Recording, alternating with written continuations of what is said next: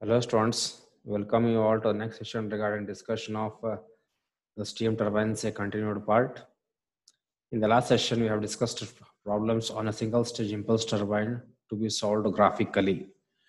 In today's session, we will be discussing on what is compounding, what is necessary for compounding of steam turbines, different types of compounding, then a condition for multi-stage impulse turbine blade efficiency. So these are the things which we'll be studying in today's session. So if you have any doubts, you can send me an email or you can send me an comments to my YouTube channel also, or you can send me an email to this email address which you can see on the screen. Also, you can send me an WhatsApp message also. So I upload my video lectures in the YouTube channel itself. So there also you can leave the comments such that I can clarify your doubts. Thank you, students. With this, we shall start the today's session. So, as the first part of today's lecture is regarding compounding. So many times compounding is defined as a method which is especially used for developing or obtaining a reasonable tangential speed of a rotor when there is an overall pressure drop which happens to have more than one stage. So in the single stage impulse turbine, we can work up to a certain suitable tangential speed itself. Beyond the speed of the 400 meters per second, it becomes very much difficult to operate a single stage impulse turbine. That is the reason that we go for compounding using the expansion done in more than one stages. That is the reason that on the steam turbines having tangential speed more than 4 meters per second, where due to the centrifugal effect or centrifugal stress, the blade tips are very much subjected to centrifugal stress. That is the reason that we need to go for a steam expansion in the number of stages. We call it as compounding. And turbines used, we call them as the multi-stage turbines. Generally, the compounding is carried out in any of the three methods. The first method is the velocity compounding. Second method is the pressure compounding, or it is known as the Rateau stage. And the third method is the pressure velocity compounding. Regarding these three compoundings, we will be studying in brief in each of the slides. So the first comes the velocity compounding. So the velocity compounding, it is also known as by name known as Curtis stage of an impulse turbine. Velocity compounding, or it is nothing but Curtis stage of an impulse turbine, as it was named after scientist Curtis. So generally, if you observe the picture carefully, you can see that it is consisting of moving blades. It is consisting of fixed blades. So if you observe here, it is consisting of moving blades. It is consisting of fixed blades. Then there is a nozzle. This is the shaft through which the steam passes. It causes the shafts to rotate. And you can see here, initially the steam enters through this nozzle. It passes through the moving blades, then moves to the fixed blades, and this process goes on continuously. So in other words, you can say that velocity compounding is a method which is generally consisting of nozzles, moving blades that is known as the rotors, and the stationary blades known as stators. Here, when the steam first passes through the nozzle, it enters through the fixed blades, where you can see that as it passes through the moving blades, you can see they undergo change in direction, and again it enters a next set of fixed blades. So in other words, you can say that these stationary blades which are seen here, they are nothing but they are acting as the nozzle itself, where the steam which is coming from the first moving row, it has to be subjected, it has to be directed towards to the next moving row. This is the second moving row. This is the second moving row. Similarly, we have the third moving row, and this process goes on continuously.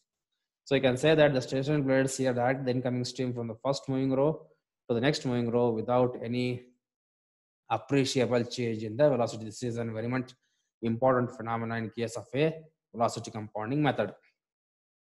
Also, the kinetic energy which is available at the nozzle, that is at this particular part, whatever the kinetic energy is available at this nozzle exit, it is successively absorbed only when it is passing through the moving rows. So you can see here, the steam which is entering here, it is high, in the velocity increases in the nozzle, that is this part. Then if you observe here, it is absorbed in the moving blades, and again it remains the same when it passes through the fixed blades, again it drops. as it moves, which means the velocity is being absorbed only when it passes through the fixed moving blades. In the fixed blades, the steam pressure, the velocity doesn't drop. And the steam stems from the last row with the low velocity to achieve high utilization. That is from the last row. So more or less, what we can say that if you observe here in the sketch, first it enters this through this nozzle, then it enters through the moving blades, fixed blades, moving blades, fixed blades, moving blades. So initially when the steam is entering here, you can see this blue colored line, which is nothing but representation of the velocity. And here the velocity goes on increasing in the nozzle. Thereafter, when the steam passes through these moving blades, its velocity goes on and dropping off. Then in the fixed blades, it remains the same. Again, to the next moving row of the blades, it drops. Again, remains stationary in the fixed blades, and again a third blade it drops. And once it comes out with low velocity to achieve high utilization.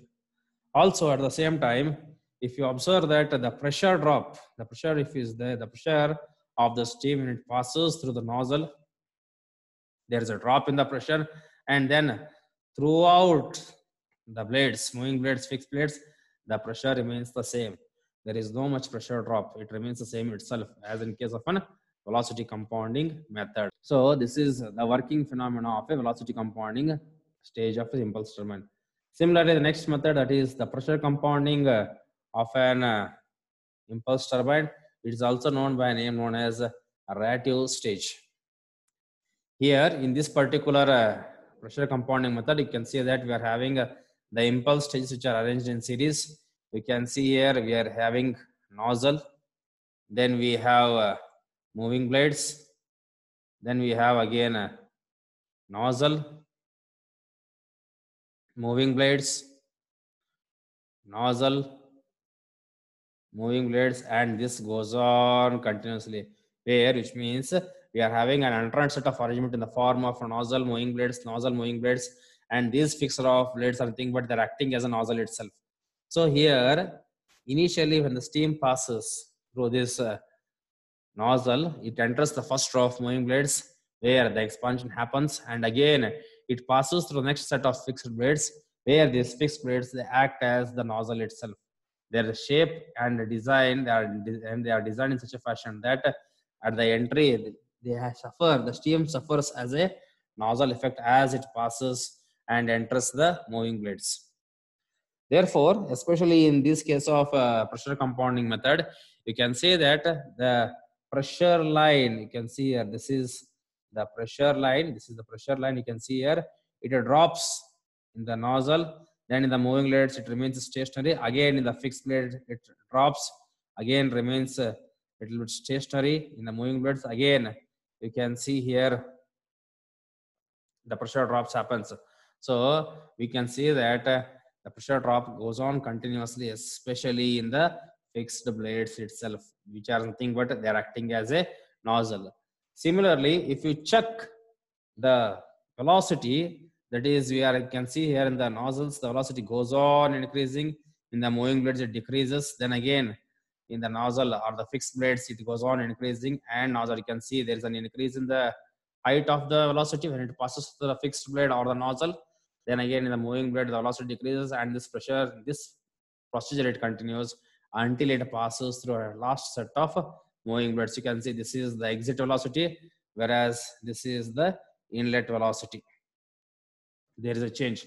So therefore, if you want to have a maximum utilization here, the absolute velocity of steam, at outlet, of the rotor must be axially directed. Then only can have maximum velocity utilization factor. And also here we are using high flow velocities because they are restricted to avoid the increase in efficiencies. The high flow velocities are avoided to increase the efficiencies. This is a short thing regarding the pressure compounding. Similarly, the next method is the pressure velocity combination of both the pressure velocity compounding of impulse turbine, So especially here, the rotor efficiencies, that is the moving blade efficiencies, they are reduced without decreasing the efficiencies. So this is a very, very important point. So normally when happens to see that when the steam it passes over through the moving blades, it is been observed that there is some deficiencies. So now therefore using this method of pressure velocity compounding method, you can say that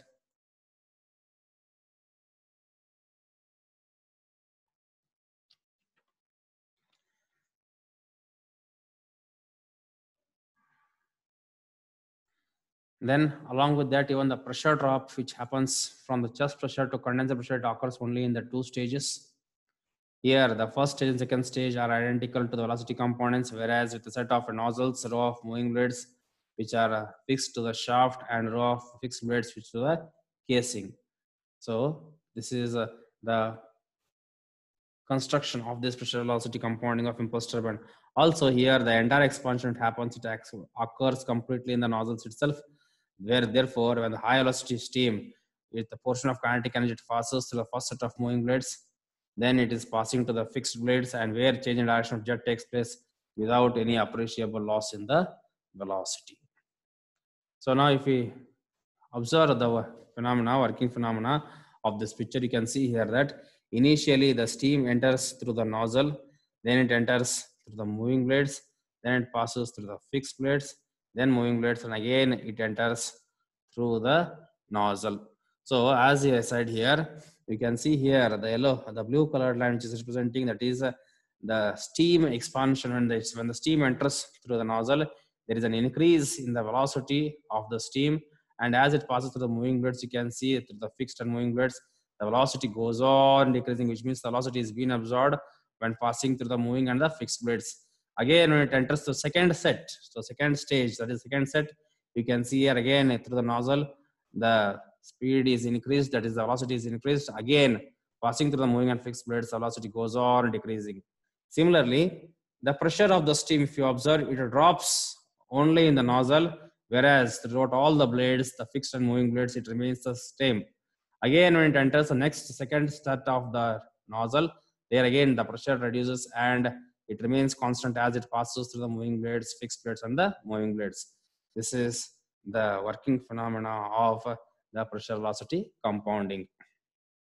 Now, moving ahead, regarding a multi-stage impulse turbine, a case factor, where we'll be discussing the condition for maximum utilization factor, or you can say that a blade efficiency with an equiacular blades for velocity compound impulse turbine. Example of nothing but a Curtis turbine, example of an Curtis turbine, which is also known as velocity compounding turbine, which we have studied just now. So now, in the picture, you can see that on the right side, on the left side of your screen, which you are seeing here, it is nothing but they are the inlet and outer triangles for a two-stage impulse turbine. In that, this is the first stage through which the steam expansion goes, and this is the second stage where further expansion is carried out. So the first two triangles, that is the first row of moving blade consisting of, you can see these two inlet velocity triangle and the outer velocity diagram. Similarly, these are the next second stages, that is the second set of inlet velocity triangle and a outer velocity triangle. So if I combine them all together to form a combined velocity triangle, the picture is in the right side of your screen, which you are seeing as in this fashion, as if in this fashion. So now whatever the first row of moving blades are there, they are combined together to form a combined velocity triangle for first row moving blades. Similarly, the second row of moving blades, which you can see here, they are combined to form a combined velocity triangle for second row moving blade. Here, one care should be taken that when we are discussing for an multi-stage impulse turbine, particularly a two-stage type, the discharge which is going out from a two-stage, that is especially at this point, that is V4, it should be a final discharge should be in axial case. This is a given condition. So a particular property of this particular Curtis turbine, or you can say that velocity compounding turbine, is that final discharge has to be in axial case. Then only you will get the required conditions. So this is the figure which you can see here on your right side, the combined velocity triangles for the first row moving blade as well as the second row moving blade. Remember, one more important thing here is any number of stages the steam expansion happens, all these blades, they are mounted on the same shaft itself. That is the reason that if you observe here, the tangential speed for all the for both the stages, that is, you can see here at this point AB as well as here at the bottom, the value of u remains the same itself. The tangential speed doesn't change because the blades are mounted on the same shaft itself, which are rotating at the same tangential speed, which means you have the same value of u. Now, generally, the nomenclature for a combined velocity triangles of an two-stage impulse turbine, you can see here, we have discussed the speed and angles. As I told, it should be selected in such a fashion that the final velocity V4, that is here, that final velocity V4 for a two-stage impulse turbine, leaving the second row, it should be axial in nature. That is, V4 is equal to V of 4. Then only we can obtain maximum efficiency. Then, as discussed, the tangential speed for both rows of blades are same because they are mounted on the same shaft itself. Therefore, the nomenclature which I already studied in the single impulse turbine, the same nomenclature here, but now with respect to the second row moving blades also are being included here. So already we have seen this one, that is V1, absolute velocity of steam entering the first rotor, or you can say the steam velocity at the exit of nozzle. Then we have alpha 1, nozzle angle with respect to the wheel plane or tangential blade speed at inlet to the first rotor in degrees. Similarly, VR1, the relative velocity of the fluid at inlet, that is for the first stage. Then beta 1 is the rotor or the blade angle at inlet of first rotor made by VR1. Relative velocity at outlet VR2 for the first stage, you can write it as VR2 is equal to CB VR1, where CB is the blade coefficient, which we have already solved some problems on that one. Beta 2, the rotor or blade angle at outlet of first row, which is a rotor, which is made by VR2. V2, absolute velocity of steam leaving the first rotor. Students, keep in mind, when the absolute velocity of steam is leaving the first rotor, that is V2, it becomes the inlet for the next moving blade, next row, that is the second row. So therefore, V2, the outlet of V2 becomes the inlet for V3 if there is no friction. If there is some amount of friction, then you have to consider the amount of friction in the form of CB itself. So alpha to exit angle to the steam, which is made by V2. Then, as I said, absolute velocity of steam V3 entering the second rotor, or entering the absolute velocity of steam entering the third rotor. It should be, students, make a correction here, entering the second rotor, or exit velocity of steam from the rotor is nothing but V3 is equal to CB V2. It is entering the second rotor now. So V3 is nothing but it is with respect to the rotor. It is the second entrance value for second rotor. Similarly, alpha 3 is the exit angle of the stator for second rotor. Then respectively VR3, beta 3, VR4, CB, VR3, they are all the corresponding values which are writing with respect to the second stage. Now moving ahead. In the first row of moving blades, students, please concentrate here when we are discussing with the first row of moving blades, that is particularly to this particular velocity triangles. This is the first row of moving blades, which now we are going to discuss here. Cos beta 1 is equal to, so cos beta 1, that is here, this one. Cos beta 1 is equal to, the value of this one is VU1 minus U by VR1. Or I can write it as VU1 minus U is equal to VR1 cos beta 1.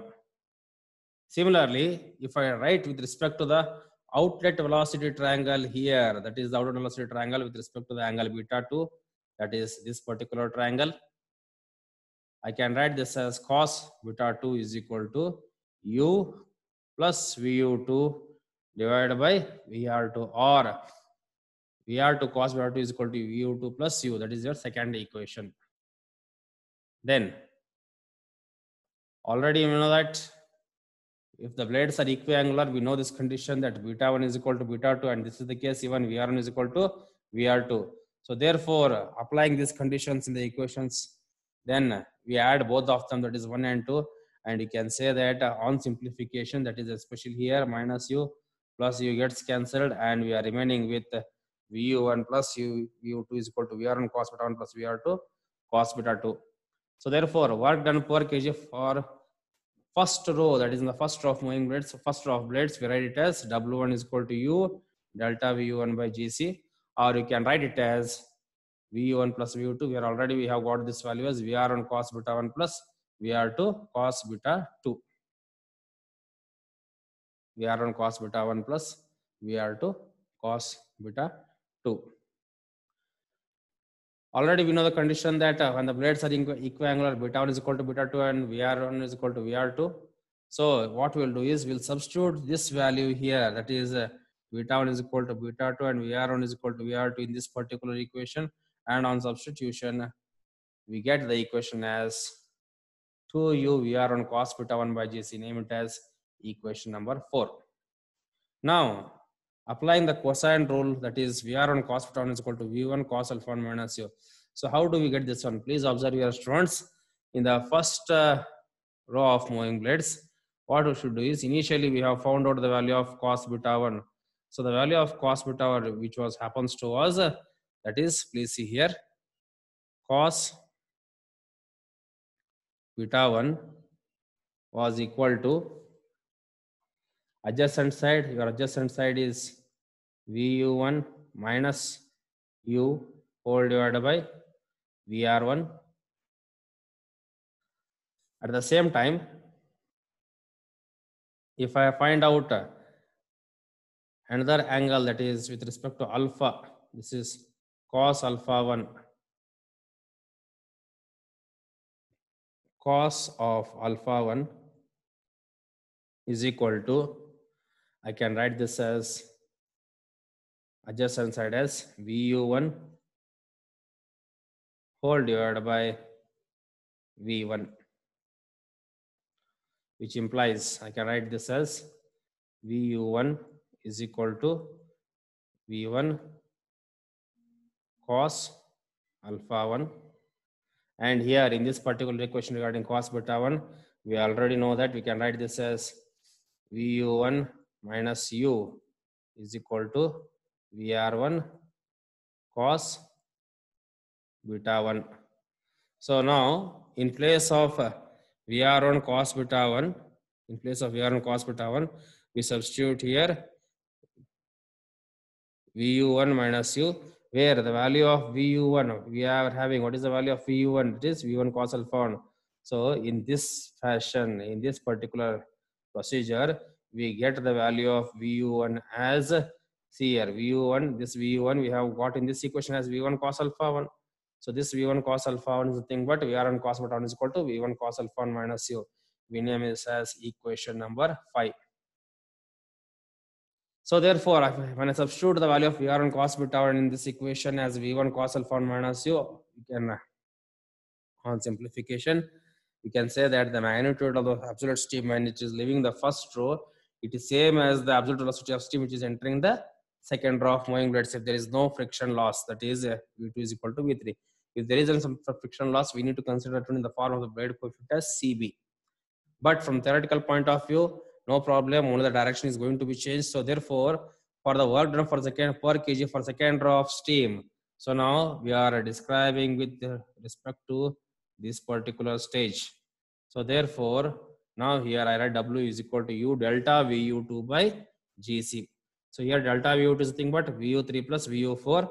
And apart from that, students, if you observe here, already we have said the condition that the final discharge in axial condition, which means when V4 is equal to V4, VF4, the value of VU4 in this case, it becomes equal to 0. Regarding this, we have solved already some of the problems in module number 2. The same concept is being applied here with respect to this second stage. So as I was discussing, so I can write as for the first row, I am writing directly here, that is U is equal to VR3 cos beta 3, that is VR3 cos beta 3 plus VR4 cos beta 4 divided by GC, which you can see here on the screen. So here also, as the blades are equiangular, even for the second row of moving blades, you can see that beta 3 is equal to beta 4, which means VR3 is equal to VR4. Then we have the equation using this team here, it becomes 2u Vr3 cos beta 3 by Gc. So now we should write Vr3 cos beta 3 in the same phenomena, Vr3 cos beta 3 in the same phenomena of Vr1 cos beta 1 in the form of V1 cos alpha 1 minus u. Now with respect to the second stage, it becomes here what? It becomes V3 cos alpha 3 minus u. The same procedure here also we are applying here. So let us see what do we get. That is V3 cos alpha 3 minus u itself. As I said, the same phenomenon which you are applying here. Now on simplification, if there is no loss in the absolute velocity of steam entering the first rotor, second rotor, Vt is equal to V3, alpha 2 is equal to alpha 3, which means here, as there is no loss of blade loss velocity, this V3 becomes equal to V2. Similarly, the angle alpha 2 becomes equal to alpha 3. Then on simplification of this one, we can write that equation as 2u V2 cos alpha 2 minus u by Gc. So therefore, again, this U2 cos alpha 2 is nothing but it is VR2 cos beta 2 minus u itself, which you have already seen. Now, you know that as the blades are equiangular, we can write VR2 is equal to VR1. Similarly, beta 2 is equal to beta 1. So this expression of V2 cos alpha 2 is equal to VR2 cos beta 2 minus u. I recorrect this as VR1 cos beta 1 minus u. And again, this beta 1 is equal to nothing but the value of VR1 cos beta 1. Already we have derived this value just previously in the equation also. That is VR1 cos beta 1 is equal to V1 cos alpha 1 minus u. Already we have derived. The same step I am substituting here. So therefore, on substitution, I get V2 cos alpha 2 cos alpha. I get it as V1 cos alpha 1 minus 2u. That is our equation number 10. Now this value of equation number 10, I substitute in equation number 9, where my equation reduces to the form 2u V1 cos alpha 1 minus u of minus u by Gc. And on simplification, I get it as 2u V1 cos alpha 1 minus 3u by Gc. So now what we can do is we need to find out, we have found out the work done for both the stages. Even for second stage W2 is found out. Now we need to find out the net work, total work done for both the stages. So we write it as W2 is equal to W1 plus W2, where W1 is equal to 2u V1 cos alpha 1 minus u plus 2u V2 cos V1 cos alpha 1 minus 3u. So this is for the first stage, that is W1. Similarly, this is for the second stage, that is W2. So on simplification, I get it as 2u into 2v1 cos alpha 1 minus 4u by Gc, or I can write it as, taking the common terms, 4u v1 cos alpha 1 minus 2u by Gc, or in general form, I can write it as 2n of u is equal to v1 cos alpha 1 minus nu by Gc, where n is the number of stages. Students, please do observe here, if the value of n, I substitute as 1 in your equation number 13, then I get Wt as what? It becomes 2u V1 cos alpha 1 minus u divided by Gc, which means this is the work done for a single stage. Similarly, if I substitute n is equal to 2, then what do I get? W2 is equal to, in equation number 30, if I substitute n is equal to 2, what do I get? 2n into u, 2 into 2u is, that is 4u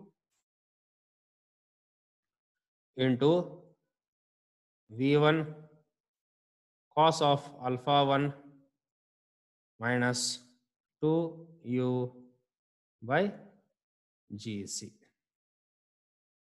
So therefore, the work developed by turbine for a multi-stage turbine in general form, I can write it as 2a nu into V1 cos alpha 1 minus nu by Gc, where n is the number of stages. Now the blade efficiency equation can be derived as eta b is equal to, it is defined as the ratio of the work done to the inlet energy available at the turbine inlet, that is V1 square by 2 Gc, or W is nothing but it is 4u V1 cos alpha 1 minus 2u by Gc. So therefore, on simplification, we can write it as 8u V1 cos alpha 1 minus 2u by V1 square. This is the blade efficiency, but we need for condition for maximum blade efficiency. So therefore, on simplification, I can write this in the form of the speed ratio also. So on simplification, if you observe here, students, this one, that is U by V1 is a thing, but it is a speed ratio. This equation becomes 8 pi into cos alpha 1 minus 2 pi. So your blade efficiency equation in terms of speed ratio, it can be written as 8 pi cos alpha 1 minus 2 pi. So where pi is the speed ratio, all we know. Now, to find the maximum blade efficiency, you should differentiate with respect to pi equal to 0, equating to 0. So therefore, when I do the equation number 14, differentiation with differentiating with respect to pi equating to 0, I get it as in this form on simplification, that is cos alpha 1 is equal to 4 pi, or pi is equal to cos alpha 1 by 4. This is the condition for maximum blade efficiency, where already we know that what is, please observe here students, we got pi is equal to cos alpha 1 by 4. So what I can do is this particular value of cos alpha 1 by 4, I can equate this with my speed ratio, that is u by v1, or what I can say it as a v1, you can write in the form of v1 is equal to 4u cos alpha 1 also. In the same fashion I can substitute. So therefore u by 1 is equal to pi is equal to cos alpha 1 by 4, where the maximum blade efficiency, in place of pi I substitute the value of now cos alpha 1 by 4. This is the value where I'm substituting the value of pi. So now on a simplification, I get it as 2 cos square alpha 1 minus cos square alpha 1, or it becomes eta blade maximum is equal to cos square of alpha 1. This is the equation for the maximum blade efficiency. Similarly, the total work done is W2 is equal to 4u V1 cos alpha 1 by GC. V1 cos alpha 1 by GC. That is the total work done for this particular case. Or as I said, the value of V1 cos alpha 1 is the thing, but using this particular relation, from this I can write V1 cos alpha 1 is equal to 4u. So what I will do is, I will substitute this V1 cos alpha 1 is equal to 4u, and you can see here on simplification, I get it as in this form, that is Wt is equal to 8u square by Gc, which is done for only 2 stages. So if I go for 3 or more stages, then you can get optimum blade speed ratio for maximum blade efficiency, which is given as pi is equal to cos alpha 1 by 2n, or work done in the last row is equal to 1 by 2n to the power of into of the total work done.